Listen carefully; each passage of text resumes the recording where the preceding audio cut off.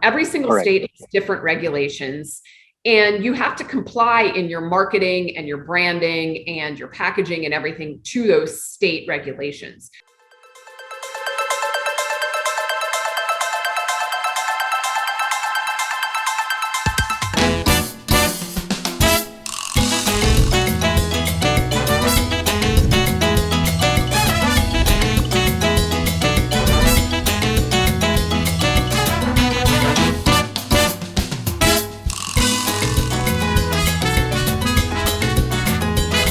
Hey guys, welcome to the Wine, Whiskey and Weed Show. This is your host, Sid Patel. I'm the CEO of Beverage Trade Network, and the idea of this podcast is to really give value and actionable insights for you.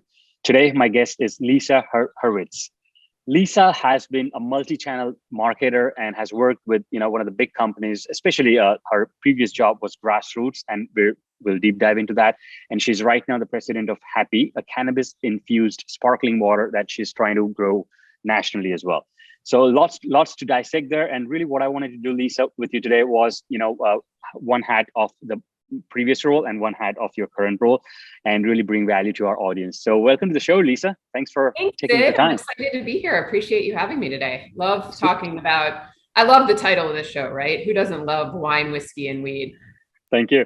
So just a little context on this, we used to do this a lot, but then last 1.5 years or 2 years, because of the COVID, I tried to go back in what mattered, which is more of physical events and, things like that stopped as well. So we had a little pause on this and then, went into the different direction, but I'm trying to bring this back, and you're my first guest after, I think, 1.5 years. So thanks for that. Oh my gosh. Thank you. Thanks. I'm honored to be here. That's awesome.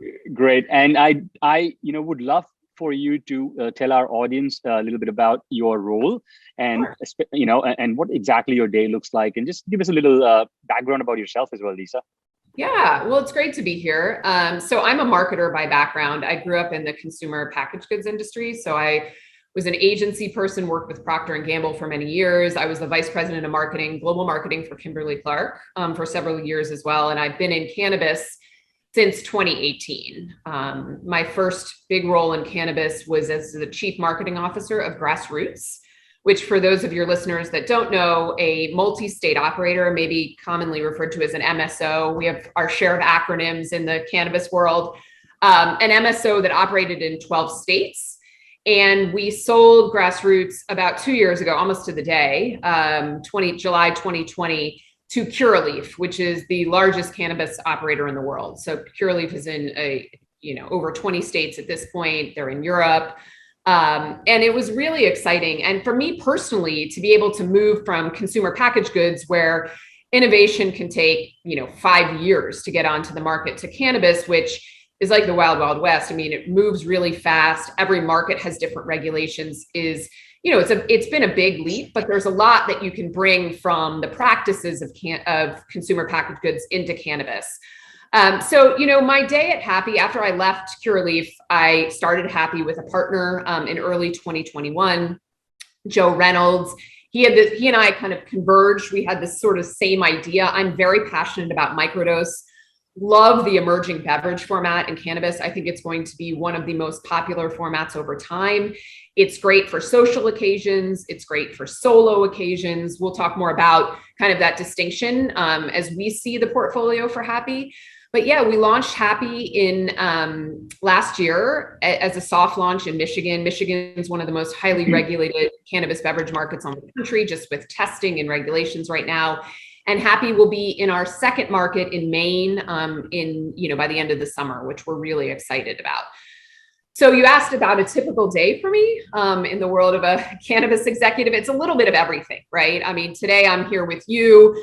This morning we had an ops meeting about our production in Michigan and when it's going to be back on the market. We've been sold out in Michigan now for a few weeks, which has been a bit of a challenge.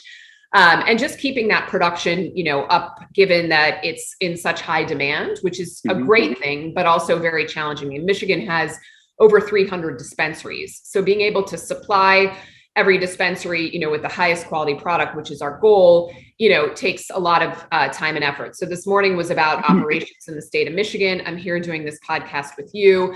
I have, meetings this afternoon with our PR firm about our launch in Maine. We have created, again, I'm on the marketing. I typically focus a lot on the marketing side. We have investor calls. So it's a lot of different things. I would say I wear a lot of different hats that probably feels very familiar to a lot of the entrepreneurs on the phone. But also I lean heavily in the sort of marketing, go-to-market strategy world as well. Got it. I think a couple of things come to my mind is, when it looks like Happi, your beverage brand that, you guys are out there trying to build, has a big vision, or, I'm sure, because to bring someone like you, that experience and sort of that, financial commitments that your company is making, it looks like it's not so bootstrapped way. It's got that whole, like a big company operating methods. But yes, it is a matter of time where Happi is going to be big, but it looks like they've got a team, and you're trying to do exactly like, a big professional CPG brand would roll out. So walk me over, what's your philosophy of, really how, like, still the market is so small, right? What I'm trying to say is it's still small. Like when we say planning and this and that, it's still talking about very less numbers here, when it comes to sales, especially in the drinks industry. So someone like you, in being president and sort of rolling this out, I expect the numbers to catch up, after 1 year or 2 years. What's the relationship with time and the marketing and the whole play here? If you may. It's a great question. And thanks for recognizing that. I mean, I think one of my big observations in cannabis is it's, since I've been in it for 4 years, it's getting, a little bit more tightened up, but it's pretty fast and loose. And it's interesting because most cannabis companies will tell you they want to be CPG companies, or they want to sell to, that's their exit strategy, right? They want to sell to CPG companies, but they're not built like that. So I think the big question is, how are they going to sell?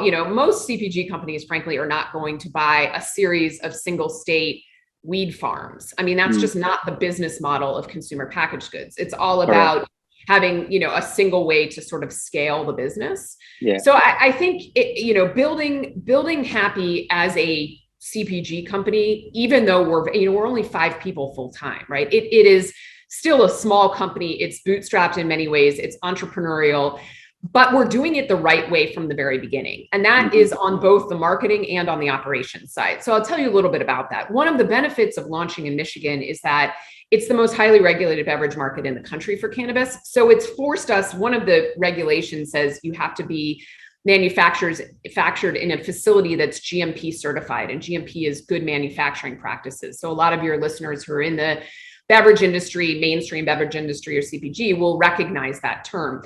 That's not required in 90% of the US markets that are adult use. So I think making sure our operations and all our standard operating procedures, our SOPs, like everything is built towards what will eventually be like FDA regulations is huge. So we've got standard operating procedures built like in a very tight way that any manufacturer in any part of the country could take and say, oh, I can, do Happi. And we just proved it. From signing of a deal to launch in Maine is going to be about 10 weeks. Yeah. And that's because we've tightened up our processes, ingredients, formulations. Everything has like a clear operating procedure.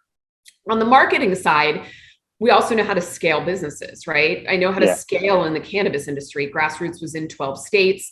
And I almost think it's akin more to my Kimberly-Clark days when I was doing international markets, which is fascinating, right? So if you want to take Huggies, which was true, or Kotex, I worked on all these brands, and you want Huggies to be in the UK and China and, all over South America, like other than the translation piece, cannabis is very similar. Every single state has different regulations, and you have to comply in your marketing and your branding and your packaging and everything to those state regulations.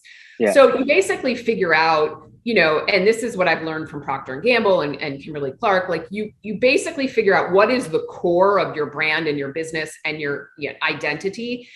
And then you scale it, to those markets. So you may have to put a marijuana symbol on your packaging in Maine that doesn't exist in Michigan. You may have to spell the word marijuana differently in some markets. You may be able to say certain things, cannabis in some markets, marijuana in other markets. I'm not actually joking, right? The leaf can only appear on packaging in some markets. So there's a lot of nuances, but the core of Happi's brand and how we built it doesn't change. And once again, we have all of that documented. We've got really strong brand guidelines. We know who we are as a company. We have a clear strategy, portfolio strategy, and innovation strategy, again, which happy to talk more about. So building all of that foundational work, I strongly believe is going to pay off when the cannabis markets open up. Yeah. And, outside capital, the big beverage players, the big CPG players, outside capital can really come into the industry. I think they're going to look for the companies that are a little bit more scalable and buttoned up than those that are not. True. Good point. I think there's lots to dissect there.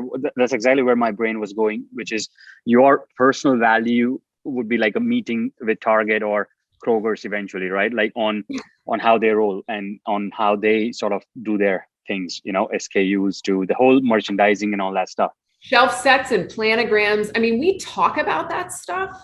Yeah. But if you walked into a dispensary in most markets in the US today, they think you're crazy to talk about that. But thinking ahead towards that, like when we designed the Happi packaging, and especially the new stuff that's coming out, like we designed it in a shelf set. So it would appear on a shelf somewhere eventually, right? So it's those types of things. Exactly. I get it. I 100% get it. So let's go on a couple of things I wanted to ask is, the marketing plan, right? So we're going to have more you as a president of Happi right now, and so that way some young cannabis brands can relate to.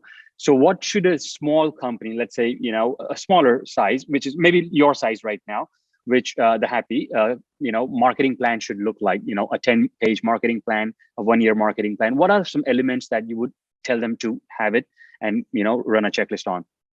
Yeah. So number one is know your consumer. I mean, that's the number one thing I learned from Procter & Gamble, like who's your target audience? And it's amazing to me how many cannabis companies will be like, well, it's just whoever's going to buy it. And what are the right questions to come to that?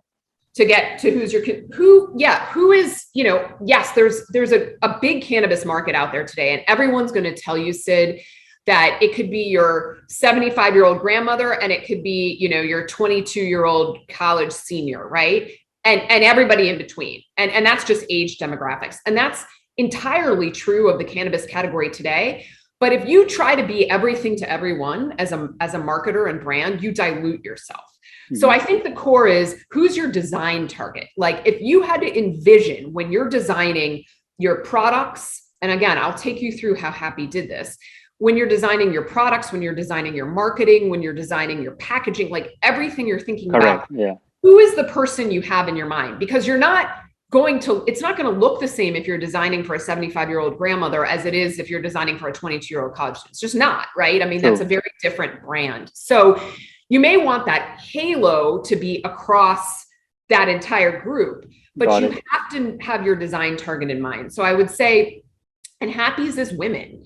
And it's women very much in my demographic, right? So it's sort of that sweet spot of maybe a 40-year-old woman that has children who wants to cut down, when we're seeing this left and right, cut down on her alcohol consumption. Might be that wine mom, right? I think is that stereotype of that mom that winds down at the end of the day with a glass of wine, or she goes out and has rosé with her friends or whatever that may be. Like that is squarely Happi's target. And so as we think about her needs, like what flavors does she like? What's going to appeal to her? Like cannabis is still somewhat scary to this woman, female target. Yeah. So we're never going to design a product that's 100 milligrams. I'm never going to be catering to that market, which exists. So today.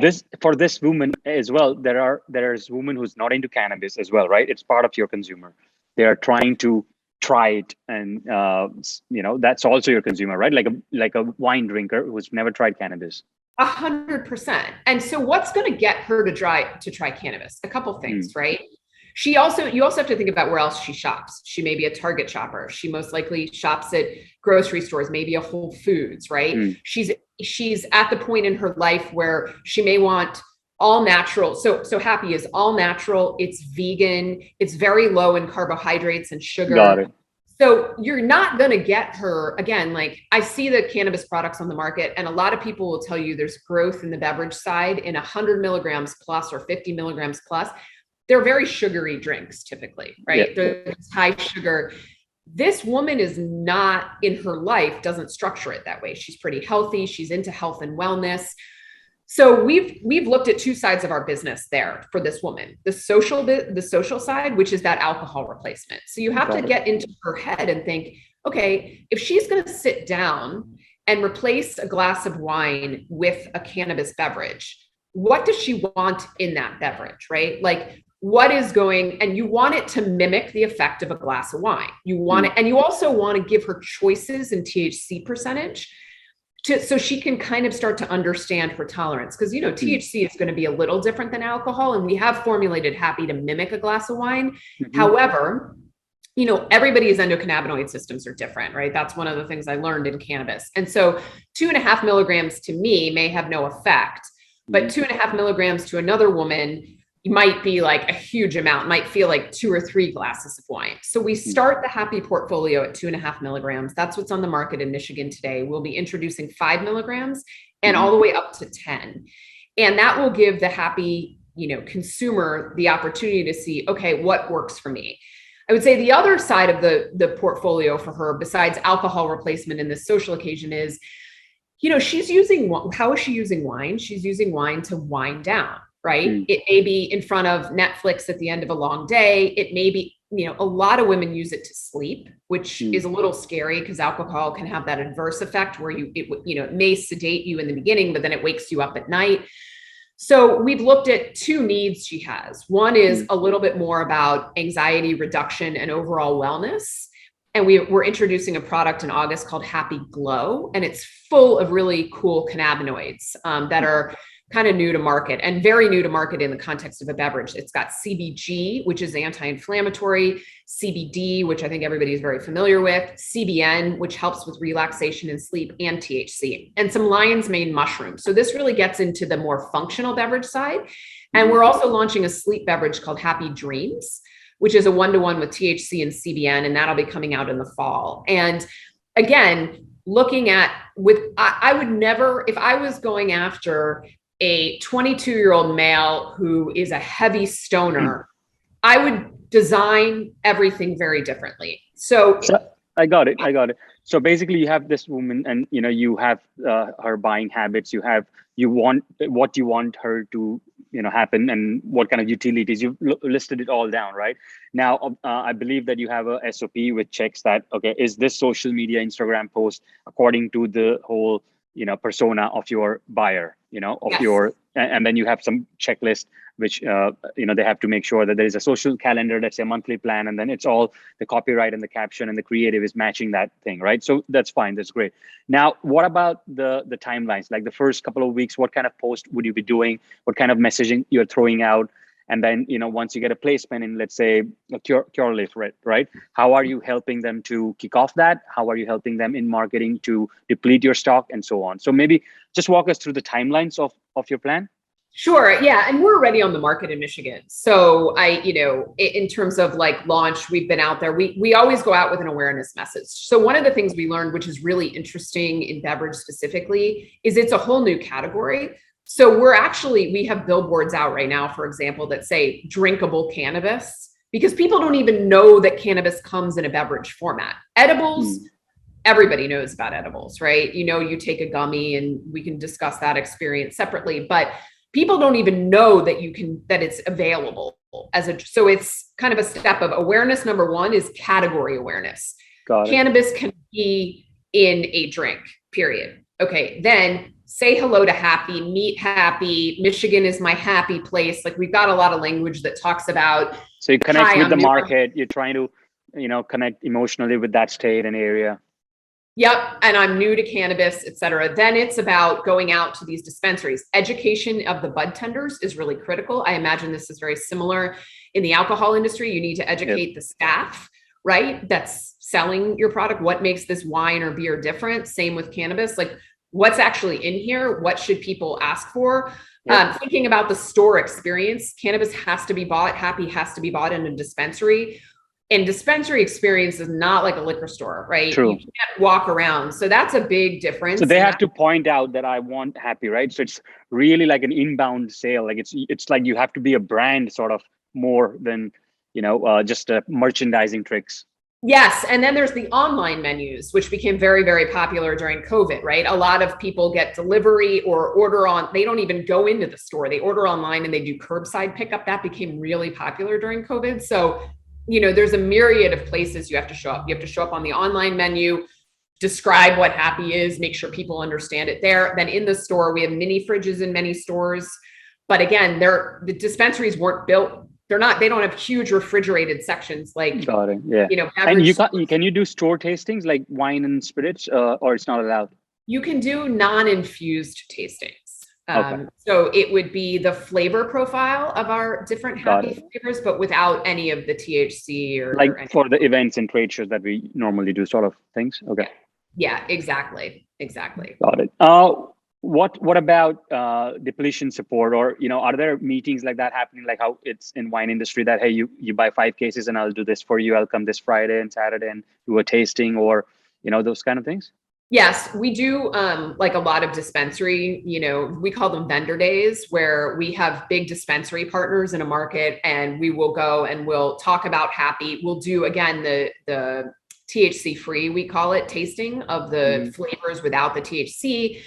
And again, it's a lot of education. I mean, cannabis, everybody knows alcohol. It's been around for a really long time, 100 years. Cannabis, there's a lot of stigma still in the market and a lot of misperceptions about it. But B, there's just not a lot of education out there. People don't really understand it. I'll give you a good anecdote. I walked into a dispensary in Michigan last week. I always like to visit our dispensaries, and there were 3 women squarely in Happi's demographic. And I could hear them. They were in town. It was more of a tourist area, kind of a summer area by the lake. And they were asking each other, well, how much do we take? And what should we buy? And I couldn't help myself because I love it. And I sort of interrupted them and said, well, how are you looking to feel? And how are you looking to use cannabis? Is it in a social setting?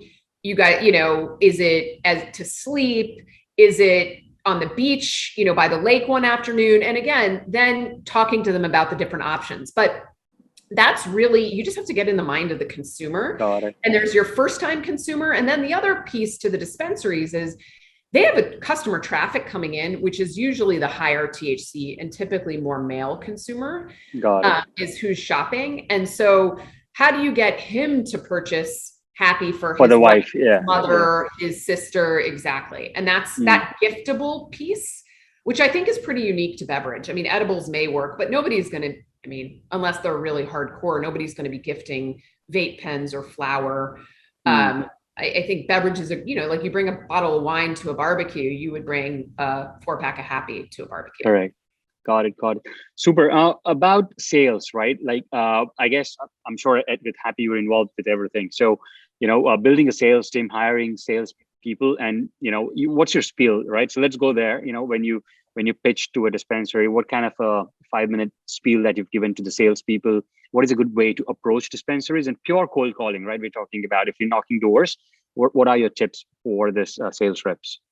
Yeah. So again, know what makes your product different. I think is really important. And because they get pitched a lot of products all the time. Lucky enough for us with Happi, we were the first and still one of 2 ready to drink infused beverages on the market. So that makes it relatively easy to say, I want some space. Now, that being said, I think another tricky thing that's different in the cannabis industry is vault space. So all THC products have to be locked in a vault in a dispensary. And if you think about how small edibles are or vape cartridges, drinks are way bigger. So you're asking a lot of them to give you vault. It's not even it's like the equivalent of shelf space in the real world is vault space in the cannabis world, right? So I think that's a big ask. And it's why should you do this? And so you have to explain to them, our consumer is new. We're going to bring new traffic to your store. We're going to bring new consumers into your store that aren't the same ones that are coming time and time again. And that's a big deal for you because you want to grow your store sales. We want to grow our Happi sales, and there's a partnership. We're also going to give them, marketing materials. We're going to give them swag, all of that kind of stuff to really make And we'll do events, to your point, like vendor days and things like that. But for us, it's really about growing the category. And Happi as a microdose beverage really helps grow the category in a way that high testing flower does not. And have you done any of data backed up activities where, hey, this 10 people that just walked in the Saturday for lunch hour, they were because of my activity, which we did on social media or any other ways. But have you got data to back up for dispensaries when you go? Yeah, so we do, and we also have some, like, so for example, I mentioned billboards earlier. Like, we have a unique URL on our billboards. We have 3 billboards in Michigan right now in different cities around the state, and they have a unique URL. So we know who's hitting our website from like that particular channel, for example. We'll do certain events with, like, we'll do a gift with purchase or certain events with dispensaries. Yep. And we can, see the spike in sales. We can see, the most effective for us are events at dispensaries typically, because you can go right there and purchase the product, right? True. Or very close by. Again, I will say it's been really tricky with COVID because, knowing which events are on or off, it's just been kind of a crapshoot over the past 18 months in terms of in-person events really driving. Too many laws changing here and there. We don't know what sort of thing. What about the in wine industry? Normal sales route is like knocking 80 accounts a week. Sort of Monday is taking the new product out there. Friday is more like supporting them with the depletions and tastings and repo. Just like going out and saying hello to people.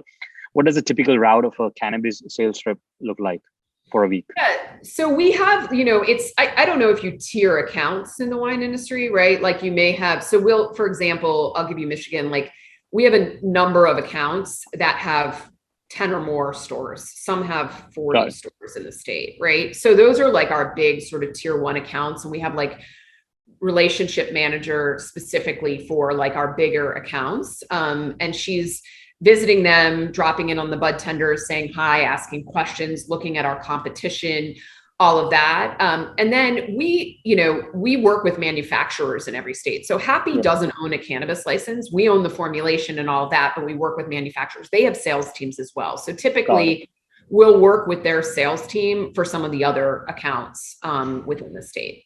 Got it. And then I would call this like a market kickoff, right? Where you would go there, have a sales meeting, pump them up, tell them the spiel, objections, and so on. And then you ride the market with their reps for the first week or so. 100%. And that's actually exactly what's happening in Maine next week. So Maine's a perfect example. It's a new market for us. Happi's not there. There's a few infused beverages, not many.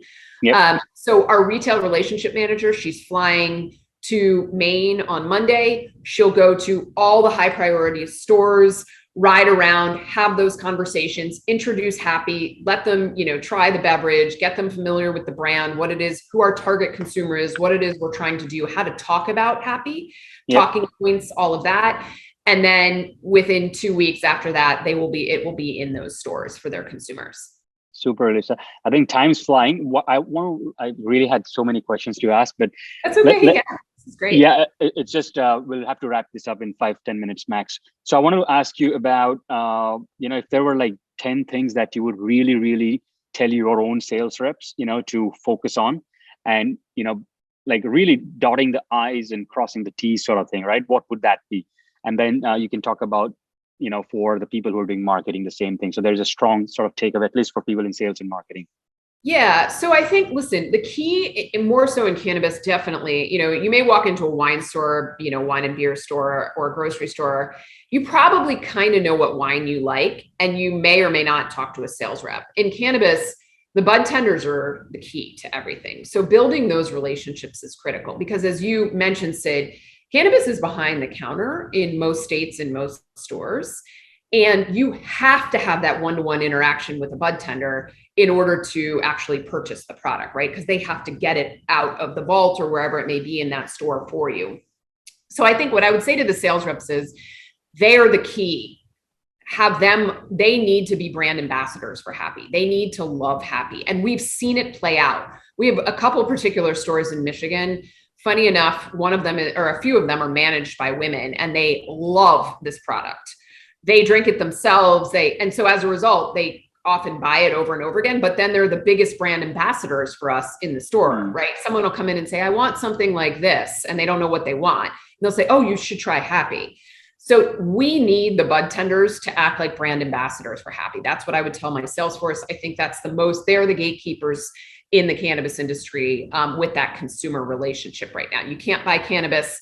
Online is tricky. Again, you can do it, but it's not like an e-com business where you just get it. It's not Amazon where you don't have to talk to anybody, right? I mean, this is a high touch industry. And so your question then on the marketing side is, I would tell my marketing team, like, you got to know who you are. I mean, we know exactly who Happi is, as I mentioned, not only the consumer, but like what makes us different as a brand, right? And I think it's really important. Happi is, meant to kind of be a wellness oriented drink. It's not just to go get super stoned and super high and feel out of your mind. And so I think knowing the core of your brand, and knowing which, we talk about all the time, there's a Happi for every occasion. It's an optimistic brand. It's a cheerful brand. Like, all of that is very documented, and we go back to it routinely. Every flavor has a personality. We're about to launch lime wild mint in Maine, which is going to be one of our newest flavors. And we just said, okay, what is lime? And it's the word we came back with is vibrant.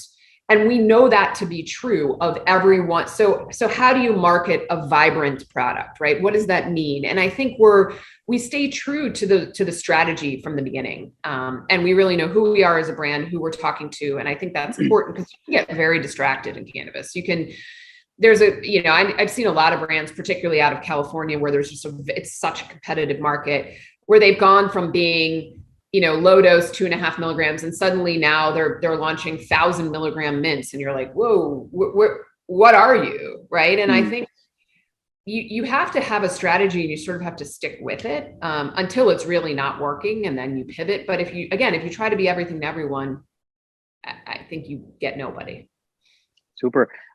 Personally, I think we're pretty much done. But if you want to add anything else you want to speak for Happi as well, you can go ahead. But I wanted to ask about, it's so hard to be patient in brand building communication, and then you don't see transactional activities happening, like sales not coming, and then you just disturb your whole marketing plan, right? Like, you come from a very, I think, big brand approach. So how are you being patient with your marketing when you see that the numbers just don't justify, like, literally, like how long are you planning to hold your breath? It's a great question. It's funny because innovation happens really, really fast. Those products I just mentioned to you, we formulated them and they'll be on the market within like 3 months of conception, maybe 4 months. That never happens in the traditional industry. But to your point, when you put a new product on the market, usually in consumer packaged goods, it's tested and vetted. And so it sells right away. Distribution, the networks are there. It happens right away. Cannabis is tough. I think the biggest challenge for us has been consistent production, especially in the state of Michigan, and then having to expand state by state and having to find a new anybody who wants to expand state by state in cannabis, you have to find a new manufacturing partner in every state. And that is the most challenging. So sales have not been a challenge. It's production.